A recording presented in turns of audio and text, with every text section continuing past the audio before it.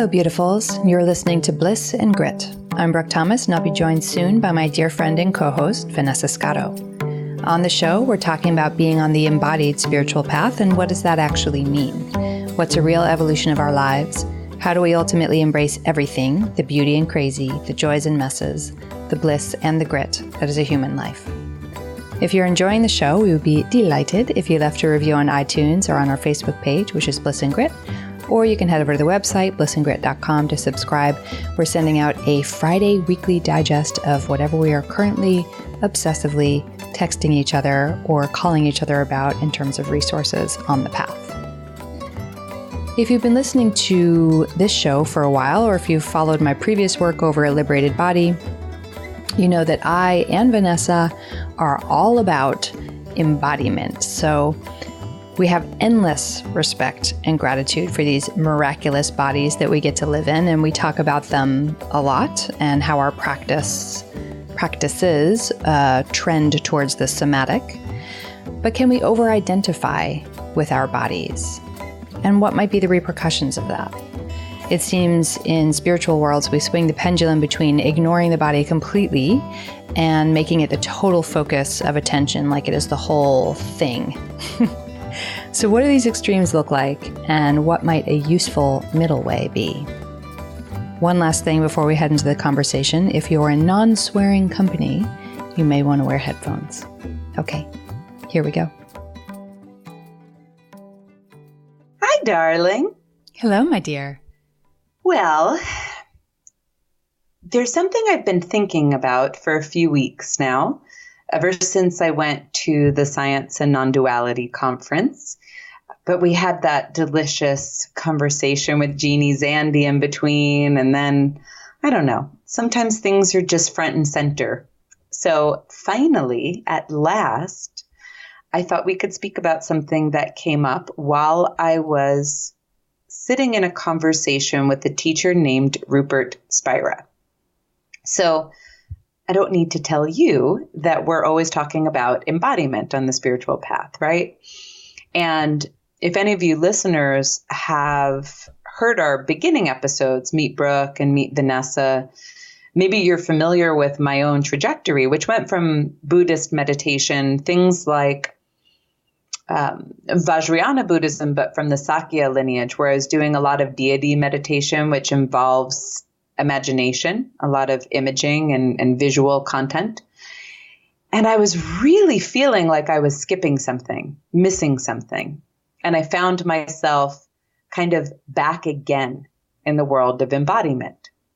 And so Brooke and I, as you all know, and as we know, obviously, are always talking about the body on the spiritual path. It's something that feels very core to us. So I'm sitting in this talk with Rupert Spira, and this woman in front of me starts asking a question.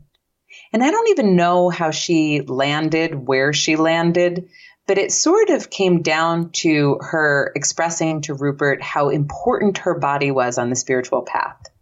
And don't forget my body, she kept saying, and my body, and don't forget my body, and my body is important. And it was sort of over and over again, this layering of her really making sure he didn't leave the body out of the equation. So Rupert responds with, don't over-identify with your body. He says, well, let me just read what he says. Okay, let me just read what he says. He says, this exploration does at first cut you off from your body, which, by the way, is pretty classic for non-dual. They'll leave the body out of the equation. So what he's saying is, yes, please go ahead and do that on this exploration. First, get cut off from your body. Okay. And he goes on to say, because it's an exploration of who you are, which is beyond sensations, body, perceptions. Then you come back. If you feel you are the body, the fears of lack and disappearance will arise. If you feel you are your body, you will feel like a fragment that's always seeking to complete itself. To begin with, ignore everything that is not essential to self. And in my own words, AKA anything that does not last. So anything that's finite. Then come back and incorporate everything which will prevent and this will prevent the ego from co-opting this understanding and turning it into something finite. So then you come back and you incorporate everything, and this process will prevent the ego from co-opting this understanding in a finite way. He goes on to say, this is interesting. Don't try to bring this understanding into your body. Bring your body into this understanding. Your body is limitless in the expanse of this universe. And there's a lot more to it that I'll just pause there. So I thought this would be really interesting. It's been kind of turning over and over again in my mind. Is there this way that as we acknowledge our body, as we deepen into direct experience of our body, is there this way that being the kind of conceptual humans that we are, that we can get caught in over-identifying with our bodies in a way that aims to make things more solid and concrete, and that maybe ultimately cuts us off from connection? Well, I think we can, we certainly do over-identify with whatever we want to over-identify with unconsciously. You know, I don't mean like it's a plan that we carry out. But that seems to be something we humans do. And it's interesting, like some of what I talked about with Jeannie, everything in my life opened up when I was forced through pain and dysfunction to pay attention to my body. So I'm one of those people that my whole unfolding evolution has been thanks to turning towards the body. It started in my 20s because of jaw pain and, physical pain and mobility issues and stuff I had grown up with. So it started on this very physical layer, heal the physical body. And then because you tug that thread, you realize how healing the physical body has a very, very tangible relationship to healing the emotional body. And it just kept unfolding and unfolding until it, became very much intertwined. It was my spiritual path, really, would be the only thing really to say, is that the only thing that got me interested in a spiritual path was embodied meditation and embodiment, and also this whole inquiry that I had going on, unbeknownst to me, over at Liberated Body about like, what is the body actually? And that kept being very Alice in Wonderland-like, where I kept kind of falling through space and like, oh, now I'm in this other crazy place. Until I hit what I talked about with Jeannie, which was the very raw terror. Now, I'm somebody who I know I have a history of trauma. I have done a lot of trauma therapy, conventional psychotherapy, EMDR, realization process, DNMS, lens neurofeedback. Like I'm well versed, that I have trauma and how trauma behaves and how to turn towards it and how to heal it. So that wasn't a shock. It wasn't like shocker. That's there, and shocker, trauma is a thing. But what I found is that my normal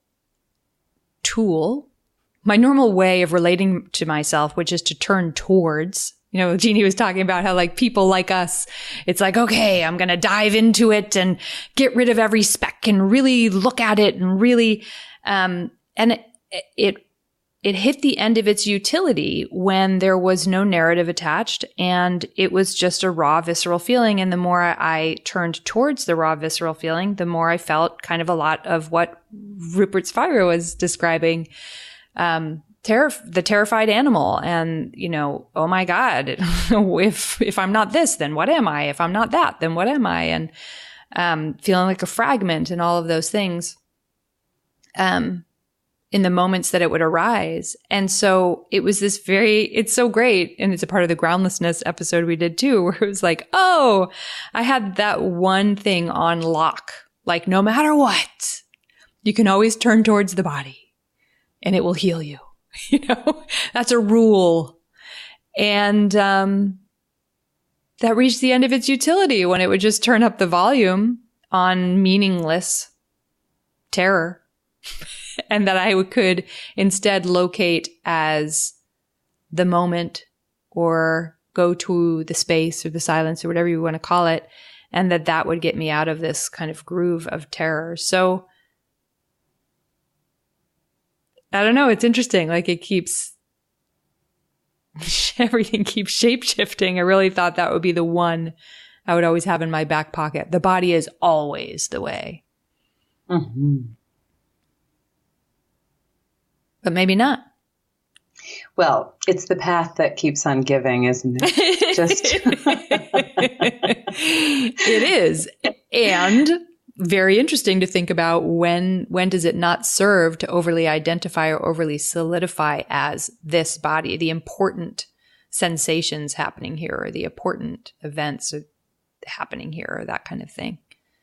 Yeah, I think it struck a chord with me because it made sense in my experience, right? It's sort of something landed, and what he had us do was a meditation, and in the meditation, so that we can have a direct experience of this, which is what any really amazing teacher tends to move towards, was he would say, be in your body, breathe, in your body pre-concept. Like an infant that doesn't know what skin is and doesn't know what bones are and doesn't know what cells are. Like just contact your body. And what happened as he was saying it so much more gracefully than I just did was I recognized there wasn't a boundary. There wasn't this distinct solid mass. I can sort of feel tensions, which I noted in our episode last week. It seems that certain tensions can almost form a sense of boundary to the world. But even as I went deeper than that, it was, oh, I'm one with the space. Oh, there's this largeness, this infinity quality. So that struck me. And I guess what it calls to mind is, let's say, when we work with the realization process in Judith, you are both in your body very directly and one with the space. Mm-hmm. Now, I think what you were just saying about the terror and turning towards it, but it being at this point maybe just this habitual terror, this sort of I call it my just phantom limb pain. Yes, let's not forget to talk about phantom limbs. I have an interesting thought based on listening to Reggie, but this sort of just primal fear, right? Primal meaning human, like natural to human sort of fear. Mm-hmm. And I'm thinking about how when you're healing psychological traumas, like if you start to explore where psychology and spirituality intersect, right? And for me, my foundation was brought up by my teacher, John Wellwood. But when you start to explore that, one of the beautiful things about integrating spirituality into a psychological healing journey is contact with your wholeness, is contact with source, is contact with the stillness or the quiet or God. It's sort of recognizing both your basic goodness and your interconnectivity in this web, this like beautiful web of life. And so I gather a bit, at least the texture I was feeling into when Rupert was saying that, like if you over-identify with this body that houses Vanessa Scotto, this kind of flesh that I imagine to be there based on concept, it's easy to not connect with the direct experience of, and I don't have a body, and it's not solid, and I am everything. I am, and I am. Yeah, and it's not a problem. Like I remember Matt Kahn saying that the ego structure of, what does he call it? The nervous system that's revved extra high. I can't remember what he calls Sympathetic. it. Yeah, or the people who are just energetically sensitive beings, I guess was what he would say. That ego structure, which needs to wake up not out of narcissism, but out of unworthiness, has this way of, and I guess all ego structures are like this, but it has this way of looking towards the self with what's the problem, what's the problem, what's the problem, what's the problem, what's the problem. Whereas a narcissistic ego structure would be looking out there. What's the problem? Why aren't these objects, AKA people, doing my bidding? Why aren't they why aren't they delivering to me what I want them to deliver? Like, why aren't they acting out the play I want them to act out? And so if we're the kind of ego structure that needs to wake up out of unworthiness, and so we're always looking for what's the problem, what's wrong with me, how am I broken or flawed or whatever, you can see how easy turning towards the body just becomes the place to hide out, the place to keep finding the problem. What's the problem? This is the problem. What's the problem? I'll show you a problem. It's like there's always more. I can always point to more. And so you over-identify and it's just this new groove in the brain of problem seeking and problem finding versus being able to have those experiences of no problem. Mm-hmm. It's really interesting to think about in relationship to that kind of ego structure, the way we would problematize if we over-identify with our bodies. Remember that quote I shared in our Instagram story? It was a Locke Kelly one, and it was something to the effect of, what would life be like if there wasn't a problem to solve? Mm-hmm. And I had added, who am I if I'm not a problem to solve? Yeah. That actually comes from Locke. I didn't just, geniusly make that up. He points towards that question. But it's such a revelation of how often we're making ourselves problems to solve. Mm-hmm. And it's this like winning revelation around contacting through your direct experience something that moves beyond form and psychology and personality and ego structure. And, I think like if you look at the history of spirituality, John Wellwood came up with that term spiritual bypassing. Mm-hmm. I don't even know when, maybe 20 years ago, 30 years ago, he was the one who kind of coined it. And Chogyam Trungpa was talking a lot about spiritual bypassing and spiritual materialism. And the reason why I think that arose at that particular moment of time was that people were kind of tripping out on the ethereal more. They were moving towards the transcendence in a way that ignored the ego structure, the world of form, their body, their issues, their pain. And this was leading to imbalances, right? In Sounds True Summit, I think it's called like Psychology and Spirituality Summit. We had shared it in our newsletter a couple weeks ago. But in that summit, John Wellwood coined a new term after spiritual bypassing, which was premature transcendence. It's so gross, but it's also so good. Good. It's so good. And I think that that's what those teachers were pointing to at the time. They were pointing to the fact that we could try to take a shortcut. Like we can get a taste of emptiness, a taste of oneness, and be like, oh, great. Then there is no person to deal with. Okay. Mm-hmm.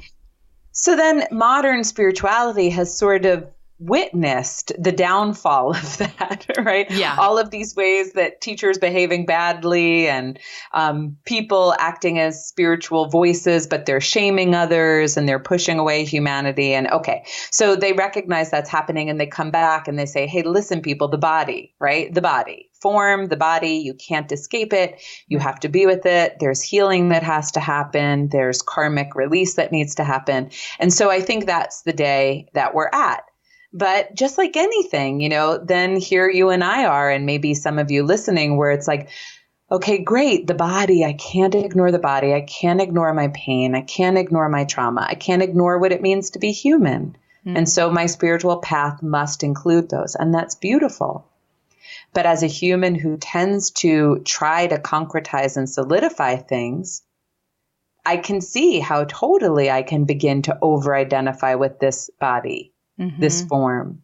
And then I can see how fear arises, because this form is temporal. It will end, and it does get sick. And in some ways, I don't feel so in control of it. Not that I'm in control of my spirit, but that relative ground is very, very shaky. So, yeah, I don't know where I was going with that, but there it is. But there we are. Yeah. Maybe right here at the 20 minutes in mark, I'll just drop a whole big, more complicated mess. But, I was interviewed recently on the Embodiment podcast. So obviously it's talking about embodiment. And one of the questions he asked me was or one of the things we got into is what is embodiment really for? And this person, Mark Walsh, is very oriented towards body, somebody who I had on Liberated Body, and I don't want to speak for him too much, but he does martial arts and trains yoga teachers in embodiment and that kind of thing. And, it was on my mind a lot after I answered it in a very I answered that in the least satisfying way possible. But I think one of the reasons why is because it's a very hard thing to answer, whether we're on the spiritual path end of things or the body, study the body end of things. What is embodiment really for can get a little tricky. Or what is embodiment really, I think is what he had asked me. And I just, what I said at that time was that embodiment really, to be really embodied in the world, would be somebody who is really living from being. Their being is doing the living, as opposed to control tower thinking, for example, or the ego, or the ideas about what we are and what the world is and all that kind of thing, which of course leads right into the conversation of awakening and enlightenment and self, no self, and oneness and blah, blah, blah. And so I was fuck. I can't believe I used the word enlightenment. I hate that I brought that up on this show about the body. But, beyond that normal kind of regret in an interview, I feel wow, everyone I know in the embodiment field, again, whether they're spiritual folk or body folk or both, it's a hard question to answer. What is embodiment really? And what is embodiment really for? Because we've talked some about how we can over-identify with the body and how we can under-identify and have, premature transcendence? Premature transcendence. Yeah. And do all of that spiritual bypass up and away, nothing is real. And so, grieving the loss of your partner, that's not real. That kind of crazy shit. You put up that great post from Jeff Foster on abusiveness and spiritual circles. And this, idea one day you'll be totally beyond being touched by your human experience, which does not seem to be true. So what do you think? What is embodiment really for? Or what is embodiment really? Well, I guess part of what I want to add to the conversation in this aspect is I'm going to bring up dimensions of reality. Do it. Boom. It depends. Yeah, it depends on, that conversation is going to sound really different depending on the dimension of reality you're speaking to and from. True. So that. I think if you're talking at the level of how do I feel a little healthier? How do I, address my biomechanical issues? How do I get my back to be out of pain? How am I more thoughtful doing yoga instead of just forcing myself into a shape? Yes. Right. Yes. At each of those different questions, you're going to have a different exploration of what embodiment means, a different answer. And that answer will be appropriate for that aspect of life, for that dimension, for that level of curiosity.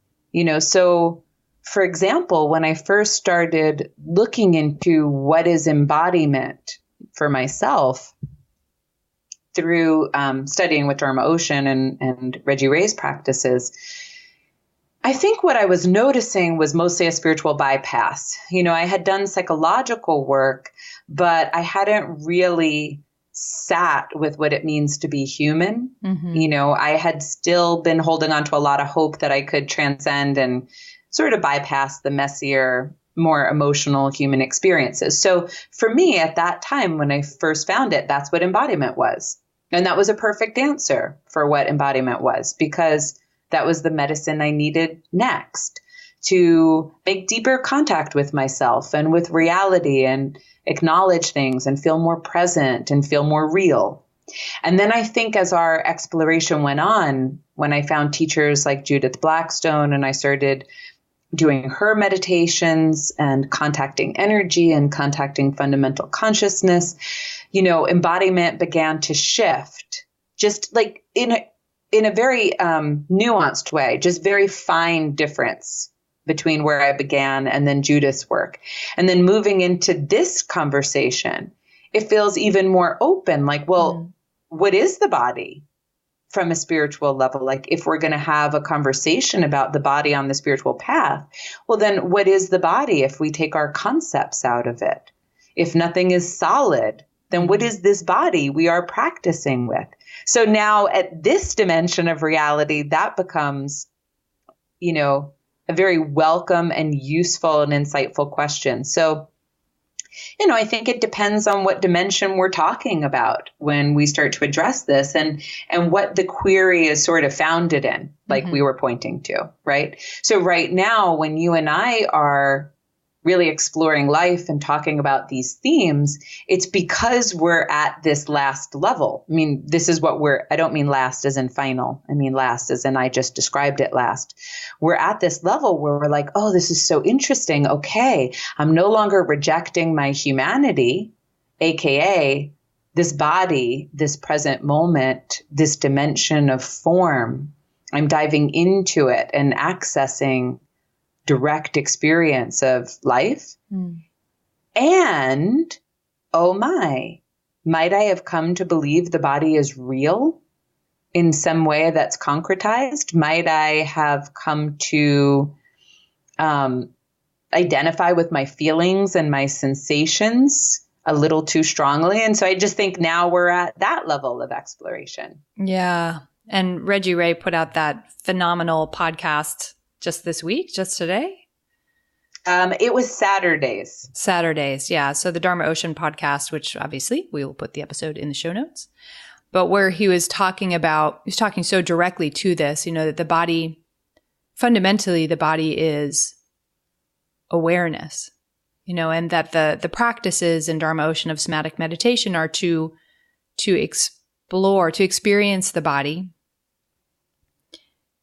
so that you're getting, there's the physical body, there's all these ideas that we have about our body as like solid separate lumps, and then all of the conditioning and all of the karma that has gone into this body, the story of this body, we could say, its life story. And then all of the ways that we identify with that as fixed. And then there's the energetic body, which we can come into a contact with sensation-wise through things like somatic meditation or realization process, which is embodiment work. And then sort of underneath, which is in air quotes because it's not like it's segmented so cleanly, but there is just fundamental experiencing self as fundamental awareness. And who cares, right? Like, why is it important to have these lofty sounding conversations? And what Reggie points to in that episode, and what I think is so helpful, is like, that's really healing to access that, to to experience, to be able to touch self as awareness is radically transformative. And those of us who are listening to this kind of show or making this kind of show, whether we want to or not, that seems to be what we're called towards and interested in.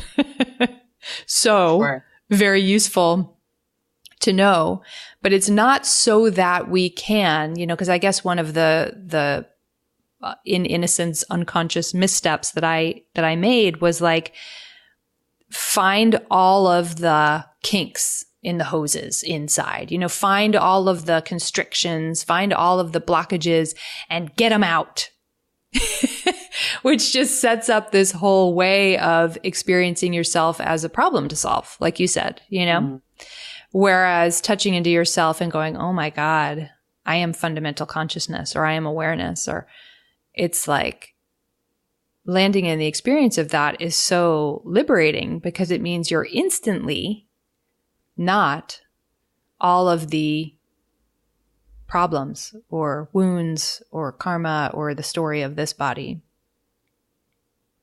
Right. We have to be able to hold these both end, these paradoxical experiences in order to have any conversation that's in contact with direct reality, especially in spirituality when we're talking about form and formless and non-dualism. I mean, so at the same moment as we are accepting our humanity and that there are inherent struggles in the human condition that we arrive with, we also are accepting our wholeness, our completeness, our oneness, our connection to everything, our emness.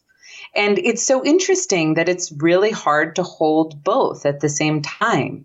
That's sort of what this conversation is. It's like, okay. So at some point people forgot they were humans, and then, we swang back, and now some of us may forget that we're everything. Yeah. Okay. So like, where are we going to rock into the middle of this pendulum, to kind of be able to hold it all at once? And that's all good. And, it's kind of like when you were just saying, like, why have this sort of lofty sounding, potentially theoretical conversation? And when we were speaking to Jeannie Zandy, and she made that statement that as soon as you believe you're a separate self, you think you're bad. How powerful is that? Man, I was like, that is fucking great. So helpful. That's it. And you can start to see, like, when Rupert was pointing to feeling like you don't have capacity, like you're finite. As soon as you over-identify with the body, you think you're going to disappear, or you think you're limited. You can sort of see this. Like, I can't remember if on this show I ever told this story about this kind of wild meditative trip I had where, I saw what one might imagine to be an alternate life, whatever that is. And in this alternate life, I was very upset with God. It was actually goddess in this alternate life, but very upset because my body had been brutally traumatized in this vision. And I was screaming, like, how could you let this happen to me, since I am a devout person? Like, wouldn't my goddess protect my body, And even as I was seeing this vision, I was sort of like, yeah, hey, right. Like, why would bad shit happen? It's my body. And it was this kind of like I was caught up in it. I was confused as well as this vision was sort of unfolding in front of my meditative eyes. And I was sitting at Dharma Ocean in Crestone, their retreat house. And so they have a lot of protector deities. So the protector deity kind of showed up and showed me this other really wild vision. And in this other really wild vision, my body was essentially torn to pieces. And in every place my body was torn to pieces, there was this beautiful shimmery flower that grew up out of that opening. And of course, it happened to correspond to my head, heart, and belly, but that's neither here nor there. But it was really a beautiful bit of wisdom for me, that it was like, well, that's not the game here, right? Like, you're whole, like nothing happened to you. Like it did, and it didn't. Yeah. And the game isn't that your body is going to get out alive, and that's not a problem. Right. Right? And the game isn't it's going to get out unscathed. And what if that's not a problem? And it was like, Yeah. Yeah. Whoa. Which is why our deeper wisdom can communicate to us sometimes in these types of forms. Visions, dreams, synchronistic conversations, artwork, poetry, whatever it may be, is because how do we explain to the linear thinking, ego structured brain that is wired for safety, literally to seek out and predict and categorize and concretize things? How do we explain to that brain this sort of essential and paradoxical nature of the cosmos that we are integrally a part of? So these sort of opening experiences that come to all of us in all sorts of different ways, for me, are ways that I can get a taste of, oh, right, and that. Mm-hmm. Yeah, the separate self.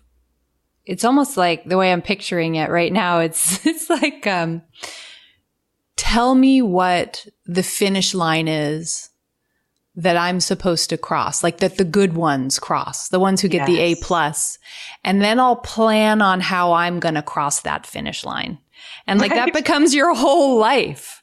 Yeah. Is like the good ones said, that's the finish line I want to cross. All right. What's the plan? How am I going to get there? And it's never here. And it's always a going out and away towards. And just this whole idea of like, it all works out. Like as you're describing the vision you had, I was thinking about going to see the movie Arrival, which I loved. And I had this actually massive heart opening at that movie, like laugh crying in the bathroom stall for a while, kind of heart opening. Like I had and where I felt like someone had removed this giant tumor from my chest. Like I felt so light. And it was because as I watched the movie, something about it and where I was in my own trajectory is that it landed me in this question that you have thought is so important, which is it going to work out? Doesn't mean anything. It doesn't matter. It doesn't matter if it works out. It's all just life. And just life is just loving it, just living, that's it. And like something about that landing in me and the way that story was told and where I was at in my own personal journey was just like, holy shit. Like my whole life has been oriented around, will it work out? I don't know. Can I make it work? How do I make it work out? And it's like, there is no work out. It's just life. And P.S., it's fucking beautiful. Mm-hmm. If you're not over there at the pretend finish line. Something about you speaking about Arrival, of course, has me now bringing together the notion that if we were to really identify the body as self, that's what it means to really identify with it, we would also have to, at the same moment, be operating from the rules of space and time. Mm-hmm. Right. The body is ultimately in space and time. That's part of the game of form, right? If every dimension has its own sort of game and way of operating and all of these different rules and lingos, the world of form, we're looking at space and time. So then we're looking at finite. Mm-hmm. And so it is this different thing. I think just to bring it a little bit back to, okay, well, how can we relate to our body if we're not identifying with it, as in my body is myself, in this way that we simplify and over concretize something? How can we relate to it? Well, on the most basic fundamental level, I think a little bit of where you just ended Brooke, with the statement beautiful, is we can relate to it as this miracle, this alive, unfolding miracle. So there's that aspect.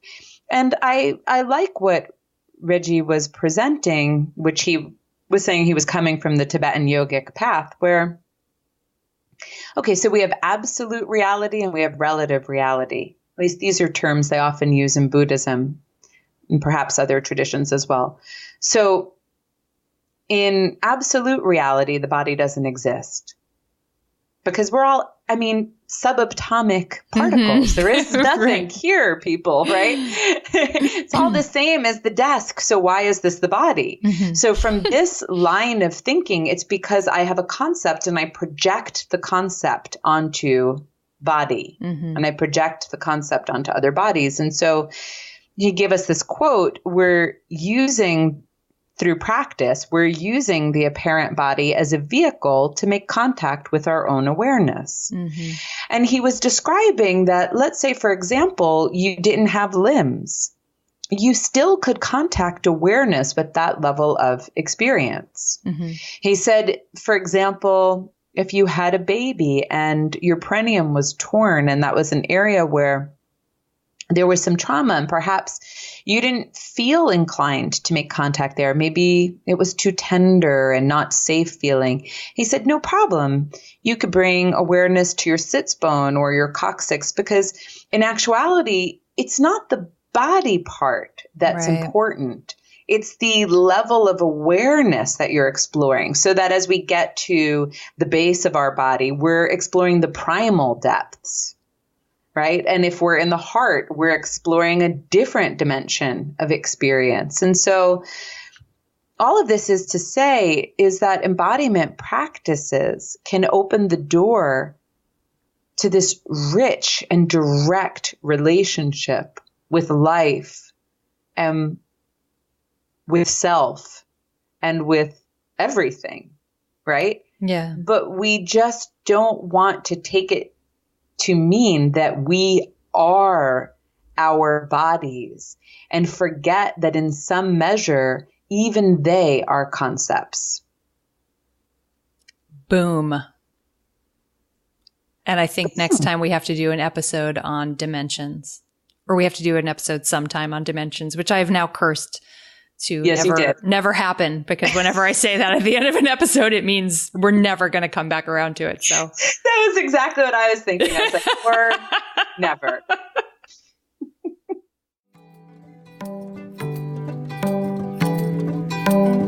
Thank you so much for listening to today's show. The show notes, including any resources we mentioned, and this week we mentioned a lot of them, live at blissandgrit.com. If you go to the website, you'll see each episode's individual post, and the resources are in there.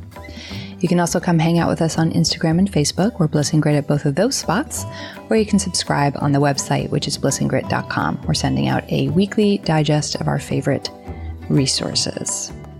Huge gratitude to all of you who have also written us reviews at iTunes or Facebook. Here is one from Feel It Dancer. This is the podcast I have always wanted to exist, and now I've found you. No BS, real talk that gets into the nooks and crannies of spiritual living in a modern world. Such a refreshing take on the material that comes from a grounded and realistic place. So grateful a friend told me about you. Well, thank you so much. And for any of the rest of you who are listening, if you're not into writing reviews or technology, you can always just tell your friends about the show, and we would be so grateful for that. We'll be back next week.